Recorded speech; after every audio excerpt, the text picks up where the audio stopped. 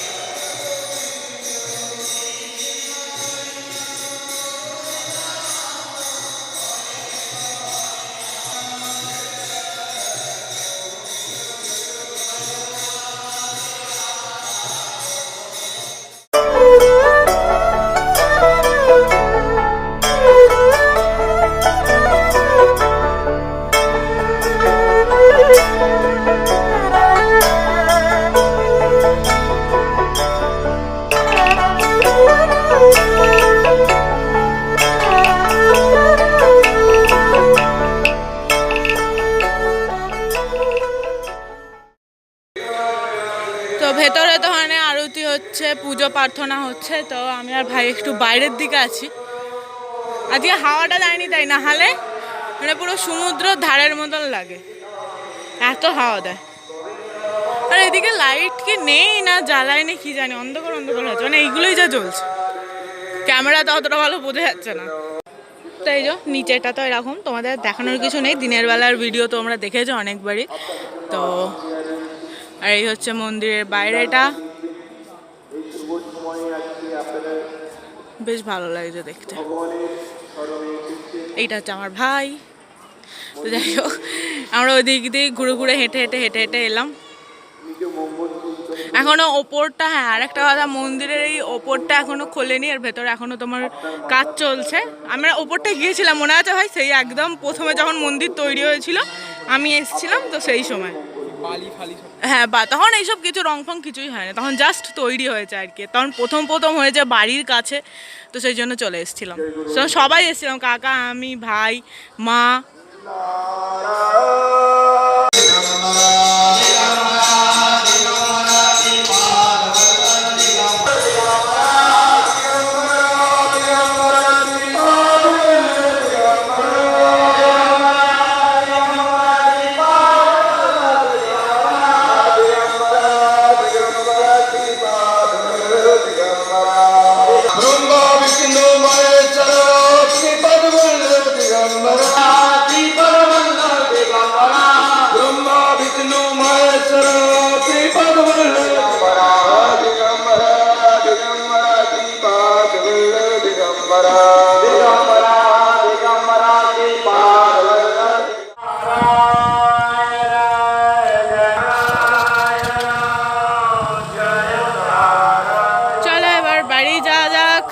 বেশি দেরি করলে হবে না, এখানে অনেকটা টাইম চলে গেল। দেখি কিছু খাওয়া দাওয়া করে তারপরে বেরোবো। এখানে অনেক দোকান আছে, বাট এখানে এত ধুলো না, সেই জন্য আর এখান থেকে কিছু খাবো না। দেখি তোমার সিয়াখালায় গিয়ে, মানে আমাদের ওখানে বাজারের কাছে গিয়ে যদি কিছু খাওয়ার হয়তো খাবো। বাট সিরিয়াসলি দারুণ লাগলো, মানে রাত্রির বেলা একবার আসাটা উচিত বলে আমার মনে হয়। মানে দারুণ, মানে এই লাইটিংটা এত ভালো লাগছে, তার উপরে এই হাওয়া, সিরিয়াসলি।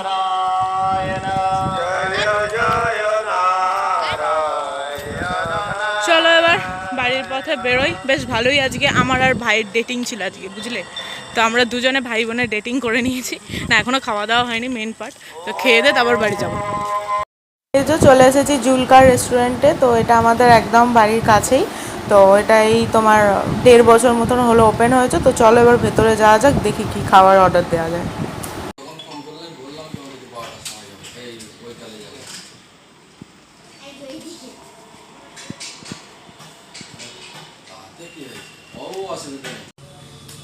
তো আমাদের এখানে অর্ডার দেওয়া হয়ে গেছে, এলে তারপর তোমাদেরকে দেখাচ্ছি। আমরা এটা নিয়ে 2বার এলাম এখানে। আমি দুবারই এসেছি। না তুই তারও বেশি এসছিস। তুই প্লাস করছিস কেন, মিথ্যে কথা বলছিস। তুমি পড়তে এসে শালা এদিকে। তোমাদের এবার রেস্টুরেন্টটা দেখিয়ে দিই, জুলকার রেস্টুরেন্ট। এটা আমাদের বাড়ির একদম কাছে হয়েছে।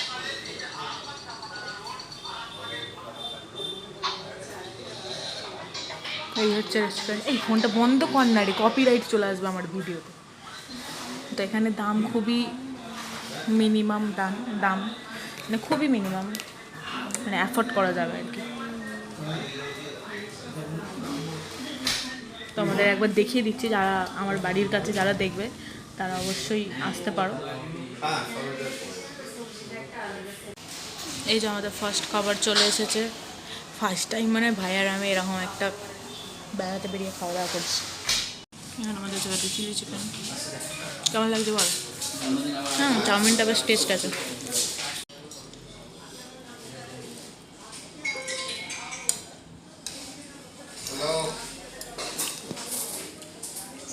আমাদের এখানে খাওয়া দাওয়া ডান।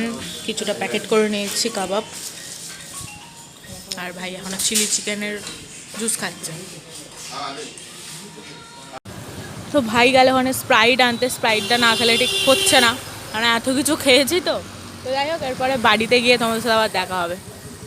এখন আপাতত দাঁড়িয়ে আছি, বেশ ভালো হাওয়া দিচ্ছে আজকে।